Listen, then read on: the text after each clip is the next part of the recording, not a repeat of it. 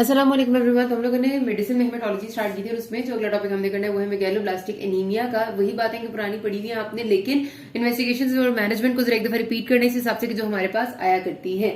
Megaloblastic anaemia नाम से पता चलता है कि वो एनीमिया जिसमें सेल्स जो है वो मेगैलोब्लास्ट का मतलब होता है कि सेल का साइज कुछ बड़ा हो जाएगा। ठीक है, तो आपका ऐसे टाइप का एनीमिया जिसमें सेल साइज जो है वो बड़ा हो जाए, यानी कि हमारे पास जो रेड ब्लड सेल्स की हम बात करें तो रेड ब्लड सेल्स में आपको पता है कि हमारी जब ब्लड सीपी हम कराते हैं तो उसमें कुछ रेड सेल इंडिसीज होते हैं विच इज एमसीवी, एमसीएच और एमसीएचसी। ये बेसिकली आपका एमसीवी जैसे मीन कॉर्पस्कुलर वॉल्यूम यानी टोटल आरबीसीज के वॉल्यूम को दिखा रहा होता है और ये अंदर हीमोग्लोबिन को दिखा रहा होता है। तो इससे अगर ये इंक्रीज होते हैं तो हमें एक अंदाजा होता है कि यार कुछ बढ़ रहा है, मतलब increase in size, increase in volume हो रहा है सेल का। तो मेगैलोब्लास्टिक एनीमिया कोई भी वो एनीमिया जिसमें increase in cell size, volume वगैरह हो जाता है वो उसको मेगैलोब्लास्टिक कहते हैं। वैसे तो बहुत सारी कॉजेज जिनमें सेल्स मेगैलोब्लास्ट हो जाते हैं। Yes, this is one of your question. आपका आता होता है कि वैसे तो हमारे पास सबसे कॉमन कॉज है मेगैलोब्लास्टिक एनीमिया की, जो हमने भी पढ़नी है वो vitamin B12 and folic acid deficiency anaemia है। ठीक है, ये तो सबको पता है। लेकिन उसके अलावा कौन सी ऐसी कंडीशंस हैं जिसमें एमसीवी ज्यादा हो जाता है, ये आपसे पूछते हैं तो आपने याद रखना है कि लिवर डिजीज में, ठीक है, ये लिख लें अपने पास, लिखा हुआ भी आपको कहीं ना कहीं मिल जाएगा। लेकिन ये पूछते हैं लिवर डिजीज में, अल्कोहल, क्रॉनिक अल्कोहलिक यूजर्स में ऐसा हो जाता है, देन हाइपोथायराइडिज्म में, ठीक है, और उसके बाद सर्टेन ड्रग्स में जिसमें आपके पास हाइपोथायराइडिज्म एंड सर्टेन ड्रग्स, जो ड्रग्स है उसके बाद आ जाता है आपका फेनेटोइन, मेथोट्रेक्सेट, जाइडोविडीन। ठीक है जी, ये आप जो मैंने 3 नाम लिए वो लिख लेना। तो आपसे क्वेश्चन में जब पूछते हैं ना वो अक्सर में सिनेरियो आपको मेगैलोब्लास्टिक एनीमिया का और आयरन या folic acid deficiency, sorry vitamin B12 folic acid deficiency का ही बना के देते हैं। लेकिन साथ वो क्वेश्चन पूछते हैं आपसे कि what are the other causes of raised MCV. तो रेज्ड एमसीवी यानी मीन कॉर्पस्कुलर वॉल्यूम इन चीजों में भी हो सकता है, ये आपने याद रखना है। ठीक है, ये रट्टा मारने वाली बात है। अच्छा, अब हम आ जाते हैं अपने टॉपिक में which is vitamin B12 and folic acid deficiency anaemia. आपको बहुत अच्छे से पता है कि विटामिन B12 और फॉलिक एसिड बेसिकली ये दोनों चीजें हमें जरूरत कहां पर होती है, डीएनए की सिंथेसिस में। जो एक ये बात हमेशा याद रखिएगा, भूलना इसलिए नहीं क्योंकि ये बहुत ज्यादा एमसीक्यूज में आपके पास आएगी कि कन्वर्ट होना होता है होमोसिस्टीन ने मिथियोनिन में। ठीक है, होमोसिस्टीन ने मिथियोनिन में कन्वर्ट होना होता है। ये दोनों अमाइनो एसिड्स हैं आपके, और इस प्रोसेस में जो आपका को फैक्टर है वो विटामिन B12 होता है और यहाँ पर एक सबस्ट्रेट होता है फॉलिक एसिड, क्योंकि इसके रिजल्ट में टेट्राहाइड्रोफोलेट बनना होता है और ये टेट्राहाइड्रोफोलेट जो है वो देन कन्वर्ट इस्तेमाल होता है हमारे पास डीएनए की सिंथेसिस में। बस इतना याद रखें, ठीक है, वो थायमिडीन, मोनोफॉस्फेट और थायमिडीन वो उस जगह पर चला जाता है वो। इन शॉर्ट सिर्फ आपने याद रखना कि होमोसिस्टीन से मिथियोनिन में जो कन्वर्जन वाला प्रोसेस है वो विटामिन B12 और फॉलिक एसिड की डिफिशियंसी से खराब हो जाता है। ये दोनों अमाइनो एसिड्स के नाम याद रखने हैं, ठीक है, ये आपके एमसीक्यू में आपको बड़ी हेल्प करेंगे। इनकी कन्वर्जन का प्रोसेस खराब हो जाता है, रिजल्टेंटली जो जितने भी बॉडी के सेल्स हैं उनका डीएनए मैच्योरेशन नहीं हो सकती। डीएनए के लिए इस्तेमाल हो रहे थे, ठीक है, डीएनए मैच्योर नहीं होगा तो जाहिर सी बात है कि सेल्स जो है वो एबनॉर्मल बनेंगे। अब वो डीएनए, हम सिर्फ एनीमिया ही क्यों कह रहे हैं, एनीमिया का मतलब है कि सिर्फ रेड सेल्स खराब हो रहे हैं हमारी बॉडी की। रेड सेल्स में तो नेचुरली बात की जाए तो डीएनए होता ही नहीं है। आपको पता है कि रेड जो मेच्योर रेड ब्लड सेल्स है उनका डीएनए न्यूक्लियस बेसिकली खत्म हो चुका होता है। न्यूक्लियस के अंदर डीएनए होना होता है ना, तो उनका न्यूक्लियस तो खत्म हो चुका होता है। तो बॉडी के बाकी सेल्स क्यों खराब नहीं होते हैं, तो बेसिकली जो विटामिन B12 और फॉलिक एसिड डेफिशिएंसी है ना, ये बॉडी के सारे वो सेल्स जो मुस्तकिल टर्नओवर ज्यादा कर रहे हैं उनको अफेक्ट करती है, जिसमें आपके ओरल कैविटी के सेल्स हैं, टंग है, लिप्स हैं, ओरल म्यूकोजा है, इसी तरह आपके जीआईटी के जो सेल्स हैं, आपकी जो लाइनिंग म्यूकोजा है, उसके अलावा आपकी जो जेनिटल ट्रैक्ट है यानी कि सर्विक्स, वजाइना, यूरेथ्रा, और जो आपका ये यूरिनरी ट्रैक्ट का यूरेथ्रा वगैरह, ये सारे की सारी चीजें इफेक्ट होती हैं vitamin B12 folic acid deficiency की वजह से, और इन सब में न्यूक्लियर मैच्योरेशन डिस्टर्ब होती है। लेकिन क्योंकि रेड ब्लड सेल्स एक ऐसे सेल्स हैं जिनमें आपको पता है कि मैंने भी बात की कि नेचुरली इनका न्यूक्लियस इनकी मैच्योरेशन के टाइम तक जा चुका होता है, खत्म हो चुका होता है। पहले जब रेड सेल्स का हमने याद है बनने का प्रोसेस पढ़ा था, तो रेड सेल जब बनना शुरू होते हैं तो उनके अंदर न्यूक्लियस होता है और वो न्यूक्लियस आहिस्ता आहिस्ता छोटा होते होते खत्म हो जाता है। तो ऐसे में क्या होगा कि जब आपके पास विटामिन B12 और फॉलिक एसिड नहीं होंगे तो उनका न्यूक्लियस मैच्योर होगा ही नहीं और वो न्यूक्लियस सेल्स के अंदर ही रहेगा और वो सेल्स अजीबो गरीब सा न्यूक्लियस भी उनके अंदर होगा, हाइपर सेगमेंट, वो मतलब टूटा फूटा सा, और सेल का साइटोप्लाज्म बहुत ज्यादा हो जाएगा, वो सेल वॉल्यूम में बड़े हो जाएंगे, ठीक है, बिकॉज वो एक्वायर करते जाते हैं कि शायद किसी तरह हम चीजें एक्वायर कर ले तो न्यूक्लियस मैच्योर हो जाए, लेकिन वो नहीं हो सकता। तो इसके रिजल्ट में जो आपके बॉडी के रेड ब्लड सेल्स हैं वो जल्दी डिस्ट्रॉय भी हो जाते हैं और फिर एनीमिया डेवलप हो जाता है। तो बहरहाल अब जरा इस बातों से आगे आ जाते हैं। तो हम विटामिन बी 12 और फॉलिक एसिड डेफिशिएंसी एनीमिया हमने देख तो लिया। अब देखते हैं कि क्यों होती है विटामिन बी 12 या फॉलिक एसिड डेफिशिएंसी बॉडी में। तो विटामिन बी 12 का आपको पता है कि एब्जॉर्प्शन का पाथवे, वही तेजी से मैं रिपीट करती हूँ कि बॉडी में ये आता है थ्रू डिफरेंट मीट, ये जो आपके प्रोडक्ट्स होते हैं ना, यानी कि रेड मीट हो गया, फिश होगी, या फिर एग्स है, मिल्क है, इन चीजों से जितने आपके डेयरी प्रोडक्ट्स है, इस किस्म की चीजें हैं, उनसे आपका विटामिन बी 12 का रिच सोर्स होता है। बॉडी में जब ये आता है तो सबसे पहले ये इसका काम होता है कि स्टमक में इसने आकर बाइंड होना होता है आर प्रोटीन के साथ विटामिन बी 12 में, ठीक है। ये आर प्रोटीन इसको प्रोटेक्ट रखती है। स्टमक के ही पैराइटल सेल्स ने सिक्रीट करना होता है आपका इंट्रिंसिक फैक्टर, लेकिन इस इंट्रिंसिक फैक्टर के साथ विटामिन बी 12 अभी ये बाइंड नहीं करता।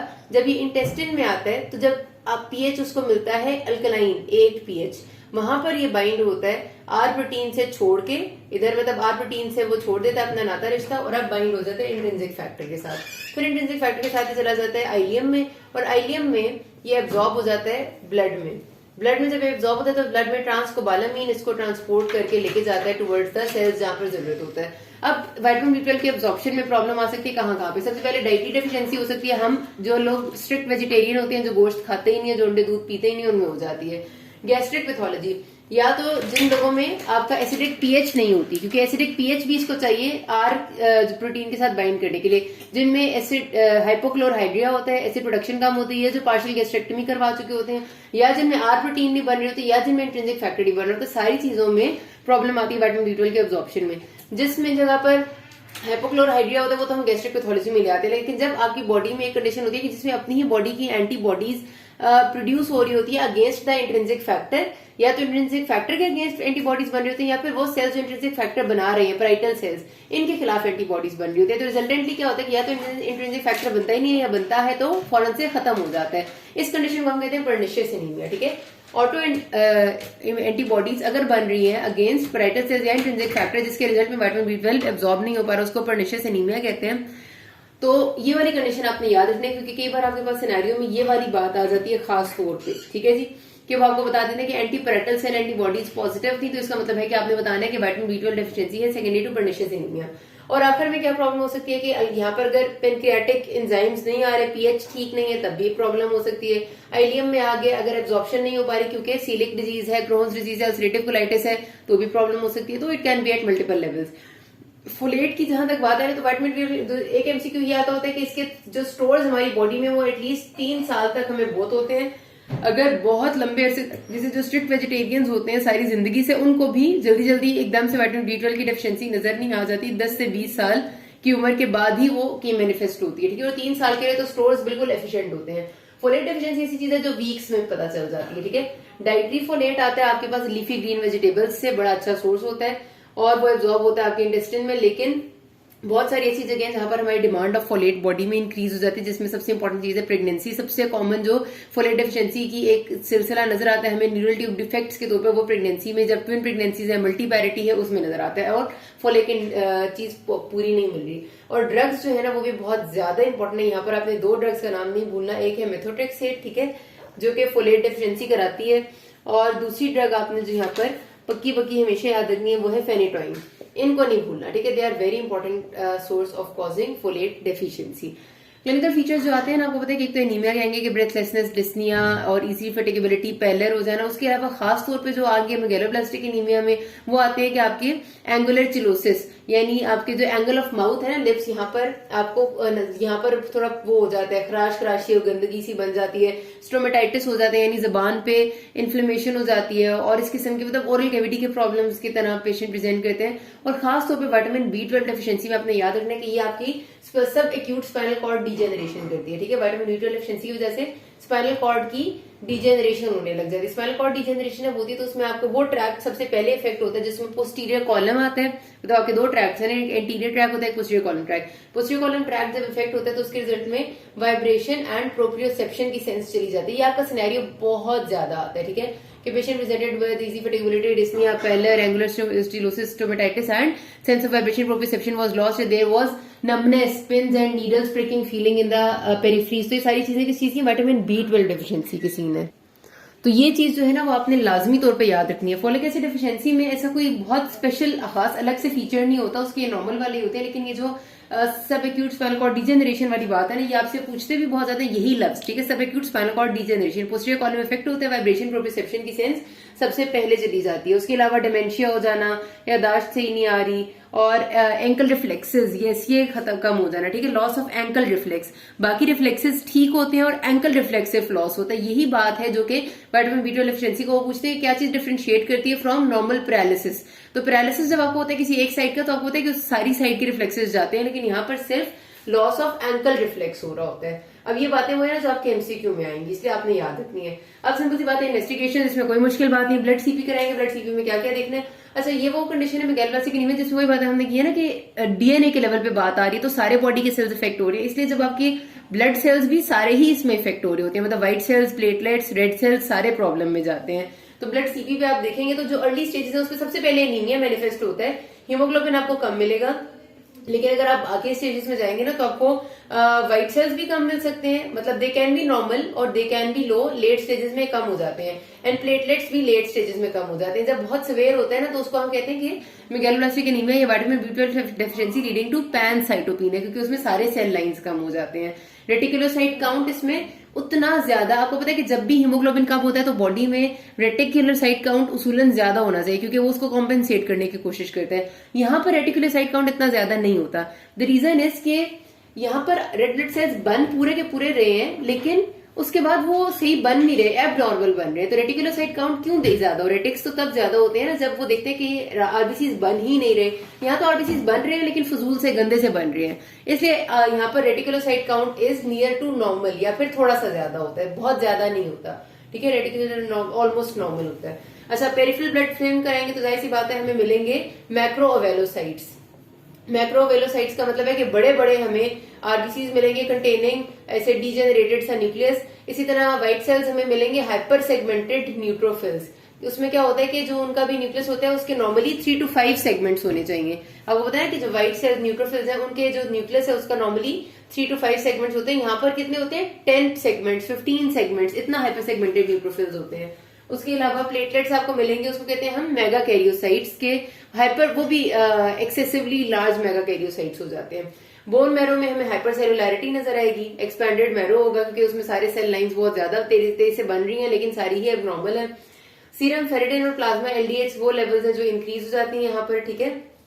इसकी भी रीजन होती है कि आयरन स्टोर्स बढ़ने लग जाते हैं, आयरन यूटिलाइज नहीं हो रहा। Plasma LDH is an inflammatory marker.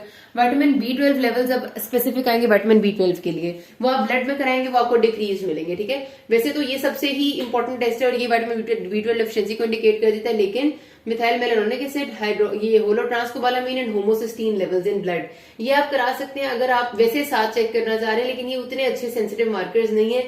ये बेसिकली देखिए ना, होमोसिस्टीन का लेवल ब्लड में ज्यादा हो चुका होगा, होलोट्रांसकोबालामीन का लेवल कम होगा। ये सारे वो है जो आगे पीछे विटामिन B12 के साथ एसोसिएटेड है, तो इस वजह से इनका नाम याद, इसलिए अगर आप लिखना चाहेंगे तो होपफुली आपको मार्क्स ज्यादा अच्छे मिलेंगे, लेकिन नहीं भी लिखेंगे तो इट्स फाइन। जो आप फोलिक एसिड के लिए कराते हैं वो आप करवा दें serum folate levels and red cell folate levels. Red cell के अंदर कितना है और सीरम में कितना है, दोनों ही कम होता है, ठीक है। शिलिंग्स टेस्ट कराते होते हैं देखने के लिए कि विटामिन B12 की एब्जॉर्प्शन में कहां पर प्रॉब्लम आ रही है। इसमें हम radio labelled vitamin B12 patient को देते हैं खाने के लिए और फिर देखते हैं कि वो एब्जॉर्ब हुआ है कि नहीं हुआ और कहां पर प्रॉब्लम आई है। तो ये बेसिकली विटामिन B12 की एब्जॉर्प्शन के बारे में बताते हैं। और जो फिग्लू टेस्ट है ना, ये आपको बताता है कि मसला विटामिन B12 है या फोलेट है। तो जब आपसे कोई पूछेगा कि विटामिन B12 या फोलेट में डिफरेंशिएट किस टेस्ट से होगा, तो फिग्लू टेस्ट से। फिग्लू होता है basically form amino glutamic acid, और फोलेट की डेफिशिएंसी के टाइम में ना ये यूरिन में एक्सेसिवली एक्सक्रीट होने लग जाता है, क्योंकि इसको इतना याद रख लें कि फोलेट ने इसको मेटाबोलाइज करना था इस फिग्लू को, और जब फोलेट नहीं है तो ये यूरिन में एक्सक्रीट होगा, तो उसके रिजल्ट में हमें पता चल जाएगा कि मसला फोलेट में है। अब ट्रीटमेंट कैसे करनी है, विटामिन B12 डेफिशिएंसी के लिए हाइड्रोक्सीकोबालामीन के इंजेक्शन IM देने होते हैं। आपने 2 से 3 दिन छोड़ के एक इंजेक्शन देते हैं 6 वीक्स के लिए। और जिनकी परमानेंट कोई मसला होता है यानी गैस्ट्रेक्टमी की हुई है जिस किसी की, उसको फिर आपने हर 3 महीने में एक इंजेक्शन देना होता है, ठीक है। ये आपने लिखनी है डोज साथ, 1 इंजेक्शन इन 3 months मेंटेनेंस डोज है, और शुरू में 6 वीक्स के लिए 6 डोजेज आप 6 वीक्स के लिए आपने देनी होती है, हर 2 से 3 दिन बाद एक IM इंजेक्शन इसका।